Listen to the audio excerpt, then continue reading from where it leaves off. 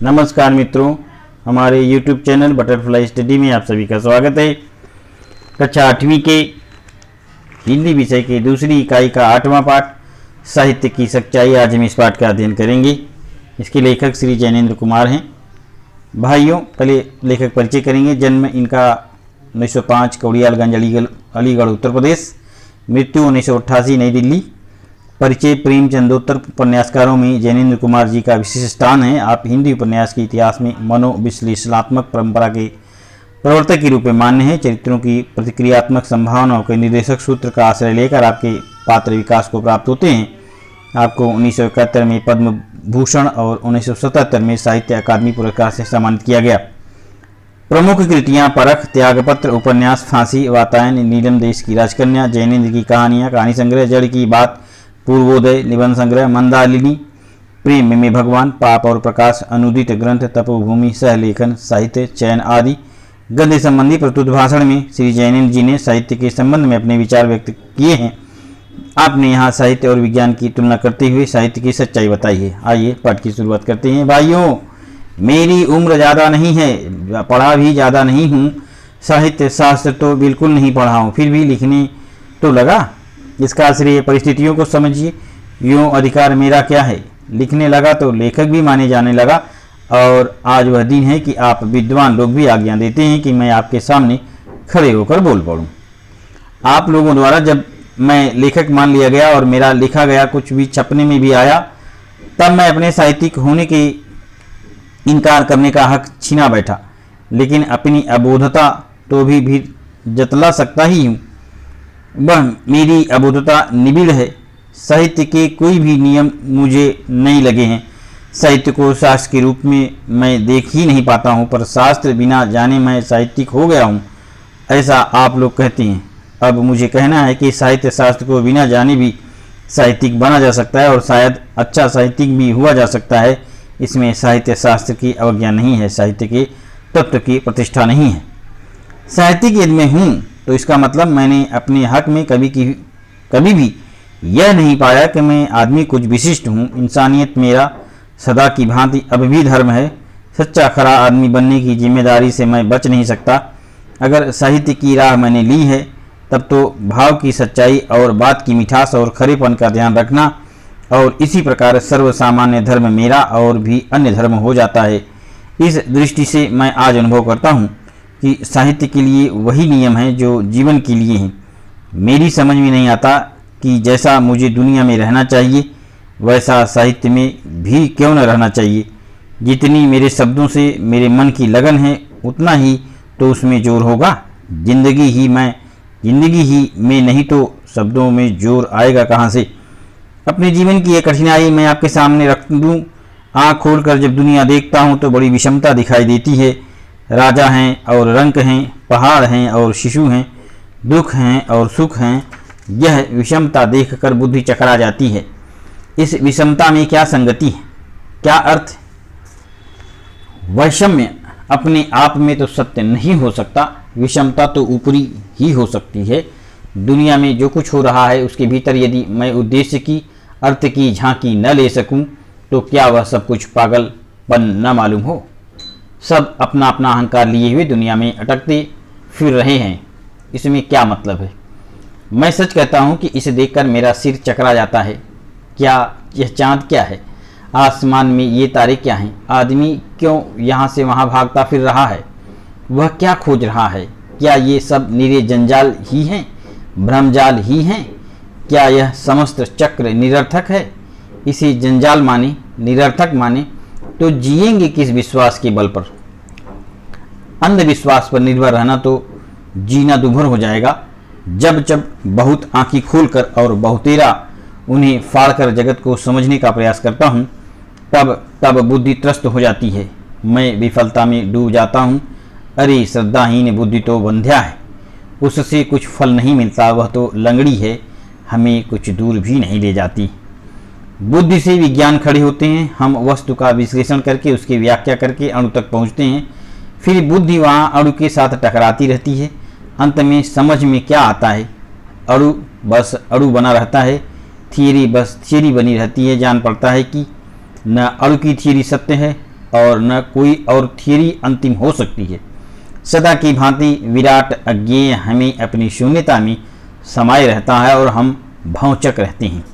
विज्ञान की दूरबीन में से सत्य को देखते देखते जब आंखें हार जाती हैं, सिर दुख जाता है, बुद्धि पछाड़ खाकर स्तब्ध हो रहती है, तब हम शांति की पुकार करते हैं।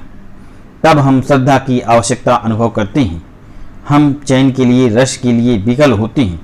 निरुपाय हो हम आंख मींचते हैं और अपने भीतर से ही कहीं से रस का स्रोत फूटा देखना चाहते हैं, और जो आंख खोलकर नहीं मिलता, आंख मींच कर मिल जाता है।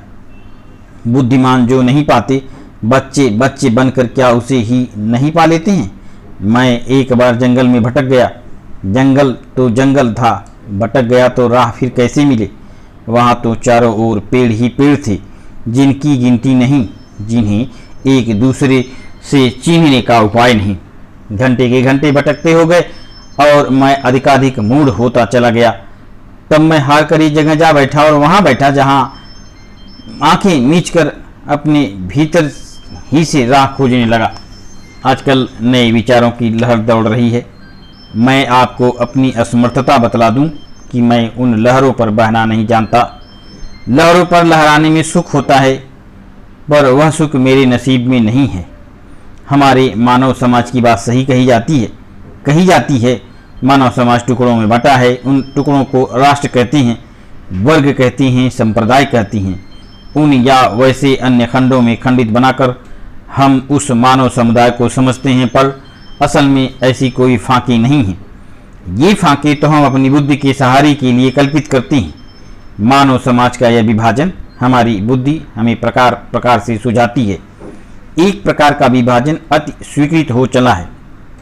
वह है एक मासेज, दूसरी क्लासेज, सर्वसाधारण और अधिकार प्राप्त। दरिद्र और विभूति मज्जित, इन दोनों सिरों के बीच में भी और कई मिश्र श्रेणियों की कल्पना है। इस विभाजन को गलत कौन कहेगा, लेकिन यह मानना होगा कि विभाजन संपूर्ण सत्य नहीं है। सत्य तो अभेदात्मक है। इस अभेदात्मक सत्य को अपनी बुद्धि से ओझल कर रखने से संकट उपस्थित होगा। फिर एक बात और भी है, मानव समाज ही नहीं, इति नहीं है। पशु समाज, पक्षी समाज, वनस्पति समाज भी है। यही क्यों सूर्य, नभ, ग्रह, तारा मंडल भी है। ये सभी कुछ हैं और सभी कुछ की ओर हमें बढ़ना है। मानव समाज को स्वीकार करने के लिए क्या शेष प्रकृति को इनकार करना होगा, अथवा प्रकृति में तन्मयता पाने के लिए मनुष्य संपर्क से भागना पड़ेगा? दोनों बातें गलत हैं। धर्म सम्मुखता है। हम उधर मुंह अवश्य रखें जहां वह इंसान है जो परिश्रम में चूर चूर हो रहा है, देह से दुबला है और दूसरों के समस्त अनादर का बोझ उठाए हुए झुका हुआ चल रहा है। हम उधर देखें जहां पुरुष को इसलिए कुचला जाता है कि दानव मोटा रहे। पीड़ित मानव समाज की ओर हम उन्मुख रहें, अपने सुख का आत्मविसर्जन करें, उनकी वेदना में साझा बटाएं। यह सब तो हम करे ही करेंगे, अन्यथा हमारे लिए मुक्ति कहाँ है? पर ध्यान रहे, मानव समाज पर जगत का खात्मा नहीं, उससे आगे भी सत्य है। वहाँ भी मनुष्य की गति है, वहाँ भी मनुष्य को पहुँचना है। इस जगह पर आकर मैं कहूँ कि अरे, जो चांद तारों की गीत गाता है उसे क्या गीत गाने न दोगे?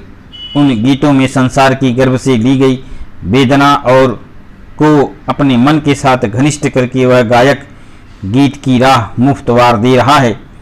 उसको क्या प्रस्ताव से और कानून से रोकोगे? रोको, पर यह शुभ नहीं। अरे, उस कवि को क्या कहोगे जो आसमान को शून्य दृष्टि से देखता है, कुछ क्षण उसमें लीन रहता है और उसी लीनता के परिणाम में सब वैभव का बोझ अपने सिर से उतारकर स्वयं निरीह बन जाता है और मस्ती के गीत गाता है। कहीं राजनीतिक उसे पागल, पर वह लोक हितैषी है। उसका प्रयोजन चाहे हिसाब की बही में न आए, पर प्रयोजन उसमें है और वह महान है। सच्चा मनुष्य बन कर सकते हैं, पर अहं शून्य हो जाने से बड़ी सत्यता क्या है? कभी स्वयं एकाकी होता है, संपदा से विहीन होता है, वह स्वेच्छापूर्वक सबका दास होता है। स्नेह से वह भीगा है और अपनी नस नस में गरीब है। जब वह ऐसा है तब उसके आगे साम्राज्य की विषाद क्या? वह सब उसके लिए तमाशा है। उस कवि से तुम क्या चाहते हो कि जिसके मन में फकीरी समाई है, वह कुनबेदार बना रहकर बस श्रमिक की भलाई चाहने वाला साहित्य लिखे। श्रमिक और मजदूर वर्ग को प्रेम के द्वारा उसे जानना होगा और प्रेम के द्वारा पाना होगा, और जब हम यह करने बढ़ेंगे तो देखेंगे कि हमें उन्हीं जैसा, बल्कि निरीह, उनसे भी निरीह स्वयं बन जाना है। फिर हमें कहाँ फुर्सत रहेगी कि हम बहुत बातें करें। अरे वैसे फकीर की फकीरी और एक तारा क्यों छीनते हो? अगर वह नदी के तीर पर सांझ के झुटपुटे में अकेला बैठा कोई गीत गा रहा है तो उसे गाने दो, छेड़ो मत। उसके इस गीत से किसी मजदूर का, किसी चरवाहे का बुरा न होगा तो कुछ भला ही हो जाएगा। उसको उस निर्जनता से उखाड़कर कोलाहल कुल भीड़ में बलात् बिठाने से मत समझो कि तुम किसी का भला कर रहे हो। व्यक्ति को वेदना की दुनिया पाने दो और पाकर उसे व्यक्त करने दो, जिससे कि लोगों के छोटे छोटे दिल कैद से मुक्ति पाएं और प्रेम से भरकर वे अनंत शून्य की ओर उठें। अभी चर्चा हुई कि क्या लिखें क्या न लिखें। कुछ लोग इसको साफ जानते हैं, पर मेरी समझ से कुंठित होकर रह जाती है। मैं अपने से पूछता रहता हूँ कि सत्य कहाँ नहीं है? क्या है जो परमात्मा से शून्य है? क्या परमात्मा अखिल व्यापी नहीं है? फिर जहाँ हूँ वहाँ ही उसे क्यों न पालूं? भागूं किसकी ओर? क्या किसी वस्तु विशेष में वह सत्य इतनी अधिकता से है कि वह दूसरे में रह ही न जाए? ऐसा नहीं है। अतः निषिद्ध कुछ भी नहीं है। निषिद्ध हमारा दंभ है, निषिद्ध हमारा अहंकार है, निषिद्ध हमारी आसक्ति है। पाप कहीं बाहर नहीं है, वह भीतर है। उस पाप को लेकर हम सुंदर को विभत्स बना सकते हैं और भीतर के प्रकाश के सहारे हम घृण्य में सौंदर्य के दर्शन कर सकते हैं। एक बार दिल्ली की गलियों में आंख के सामने एक अजीब दृश्य आ गया। देखता हूं कि एक लड़की है, बेगाना चली जा रही है, पागल है, 18-20 वर्ष की होगी, सिर के बाल कटे हैं, नाक से द्रव बह रहा है, अपरूप उसका रूप है, हाथ और बदन में कीच लगी है, मुंह से लार टपक रही है। मैंने उसे देखा और मन मिचला आया। अपने ऊपर से काबू मेरा उठ जाने लगा। मैंने लगभग अपनी आंखें मींच ली और झटपट रास्ता काटकर मैं निकल गया। मेरा मन ग्लानि से भर आया था। कुछ भीतर बेहद खींच थी, त्रास था, जी घिन से खिन्न था। काफ़ी देर तक मेरे मन पर वह खींच छाई रही, किंतु स्वस्थ होने के बाद मैंने सोचा, और अब भी सोचता हूँ कि क्या वह मेरी तुच्छता न थी? इस भांति सामने आपदा और विपदा और निरीह मानवता को पाकर स्वयं कन्नी काटकर बच निकलना होगा क्या? मैं कल्पना करता हूँ कि क्राइस्ट होते, गौतम बुद्ध होते, महात्मा गांधी होते तो वे भी क्या वैसा ही व्यवहार करते? वे भी क्या आंख बचाकर भाग जाते? मुझे लगता है कि नहीं, वे कभी ऐसा नहीं करते। शायद वे उस कन्या के सिर पर हाथ रखकर कहते, आओ बेटा चलो, मुंह हाथ धो डालो और देखो यह कपड़ा, इसे पहन लो। मुझे निश्चय है कि वे महात्मा और भी विशेषतापूर्वक उस पीड़ित बाला को अपने अंतस्थ सकरुण प्रेम का दान देते। सत्य हमारे लिए भयंकर है, जो गहन है वह निषिद्ध है और जो उत्कट है वह विभस्त है। अरे यह क्या इसलिए नहीं है कि हम अपूर्ण हैं, अपनी छोटी मोटी आसक्तियों में बंधे हुए हैं, हम क्षुद्र हैं, हम अनधिकारी हैं। मैंने कहा अनधिकारी, यह अधिकार का प्रश्न बड़ा है। हम अपने साथ झूठे न बने, अपने को बहकाने से भला न होगा। सत्य की ओर थामकर हम अपना और पर का हित नहीं साध सकते। हम अपनी जगह और अपने अधिकार को पहचाने, अपनी मर्यादा लांघे नहीं। हठपूर्वक सूर्य को देखने से हम अंधे ही बनेंगे, पर बिना सूर्य की सहायता के भी हम देख नहीं सकते। पर भी यह हम सदा याद रखें, हम जान लें कि जहाँ देखने से हमारी आंखें चकाचौंध में पड़ जाती हैं, वहाँ देखने से बचना यद्यपि हितकर तो है, फिर भी वहाँ ज्योति उसी सत्य की है और हम सनय सनय अधिकाधिक सत्य के सम्मुख होने का अभ्यास करते चलें। इस प्रकार से यह पाठ समाप्त होता है। धन्यवाद।